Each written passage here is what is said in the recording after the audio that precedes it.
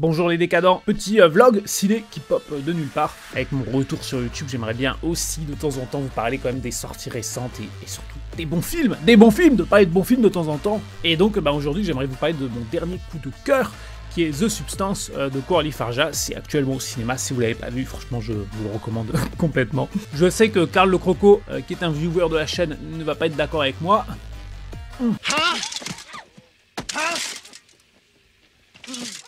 Et donc évidemment, je précise que ce format, ça remplace pas du tout les cinétrons, vous en faites pas. Alors donc The Substance, qu'est-ce que c'est en fait? Eh ben The Substance, c'est un film qui est réalisé par la GOAT ultime, le petit ange du cinéma de genre.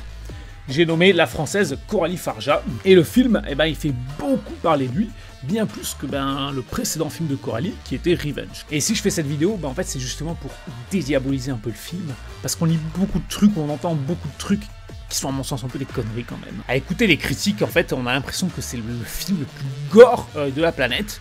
Et en fait, je pense que du coup, il y a beaucoup de gens qui écoutent ça et qui se disent « Ah non, c'est pas pour moi The Substance, je vais pas y aller ». Et ben en fait, vous avez peut-être tort. Peut-être que c'est pour vous The Substance. Et peut-être qu'en fait, c'est pas vraiment le film que vous imaginez être. Mais alors déjà, de quoi ça parle? Eh ben ça parle de Demi Moore, une star de la télé quinca, à qui on a fait comprendre qu'elle est trop vieille, qu'elle est has-been. Et du coup, vu qu'elle a le seum, eh ben, elle utilise une substance, The Substance, qui permet de créer un double d'elle-même, plus jeune. Et donc elle devra vivre en cycle, une semaine c'est elle, l'autre semaine c'est son double. Et évidemment, ça tourne mal, hein.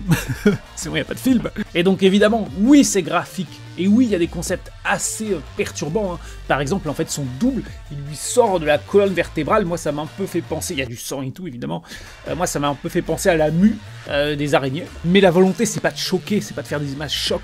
Le film est jamais dans un ton ultra premier degré, et c'est quelque chose que j'ai assez peu lu. La violence dans The Substance, elle est très pulp en fait. De la même manière, Revenge de Coralie Farja, donc c'était un rape and revenge, mais en fait le film, dès qu'il en avait l'occasion, il s'amusait à multiplier les ambiances hallucinantes et à créer une barrière entre le spectateur et la violence. Ça finissait, on avait un personnage qui pissait littéralement 30 litres de sang et qui tournait en rond dans une maison et qui mettait en place un jeu de piste avec son propre sang. Le film, il s'interdisait rien. On était vraiment très loin du pathos, quoi, du premier degré. Oh là là, c'est très grave, hein, c'est vraiment très sérieux ce qui se passe ici. Non, pas du tout. Et en fait, The Substance, il prend la même direction. Alors évidemment, c'est difficile de pas évoquer le cinéma de Cronenberg comme référence, mais on peut aussi citer une certaine ambiance à la Terry Gilliam, ou même Brain Dead de Peter Jackson.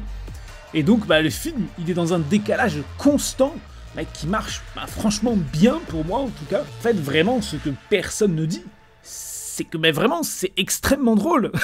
En fait, The Substance. On rit, mais on rit amer. Ça parle de la vieillesse, spécifiquement de la manière dont la société perçoit les femmes qui vieillissent. En fait, le film est juste efficace dans ce qu'il fait, et il se repose pas sur un message un peu simple, à savoir, oh là là, hein, le droit des femmes, c'est bien... Oui, no shit Sherlock, voilà un message qu'il afficherait comme une vertu suffisante pour en faire un bon film. Non, le film il évoque ces sujets-là, mais en cinéma, avec de la mise en scène, avec un découpage très maîtrisé. Je pense par exemple à une scène qui marche extrêmement bien. En fait, on a Demi Moore qui doit se rendre à un rendez-vous amoureux, et du coup elle se prépare, etc. Et en fait, à chaque fois, elle va se comparer à sa version plus jeune. Elle va trouver ses lèvres pas assez pulpeuses, ses seins pas assez... ça fait des chocs à pic. Ses rides trop prononcées. Et donc en fait on va avoir un personnage qui va se rhabiller petit à petit, qui va enlever son décolleté, qui va se mettre une écharpe, etc. Et en fait c'est génial, le film il dit tout dans cette scène. Il dit tout de ce personnage qui se sent minable de vieillir, de la détresse du personnage. Et le film, il fait ça sans un seul dialogue, juste en cinéma. Et après évidemment je vais pas vous spoiler, mais pour moi on est sur un film qui est jamais sur des rails. Le film te fait sentir qu'il peut aller dans toutes les outrances. Et il y va d'ailleurs, avec une scène de fin. Et donc voilà, je peux pas trop en dire, mais en fait mettez de côté, tout ce que vous entendez sur le côté gore, etc. C'est dommage, parce que c'est comme pour Julia Ducournau, qui avait eu la Palme d'Or. En fait, voilà, on a Julia Ducournau et Coralie Farja, deux réalisatrices vraiment géniales. Et en fait, les gens vont passer à côté de leur film parce qu'ils disent « Ah non, c'est gore, c'est machin, etc. » Alors que pas du tout, je veux dire, Julia Ducournau, elle avait fait Grave, le truc de cannibalisme. Et pareil, on avait entendu des caisses, etc. Les gens, ils s'évanouissaient, patati patata, voilà, bon, je veux dire, t'as du sang dans une scène. faut arrêter de déconner, quoi. Et en plus, what a time to be alive, j'ai envie de dire, on a vraiment des cinéastes de genre qui sont assez hallucinants en ce moment. Donc on a Coralie Farja, on a Julia Ducournau, récemment on avait Sébastien Vassilek qui avait fait Vermine, c'était complètement incroyable. Et donc bah, moi je trouve ça hyper stimulant en fait d'assister à tout ça, à tous ces cinéastes de genre français qui sont en train d'émerger.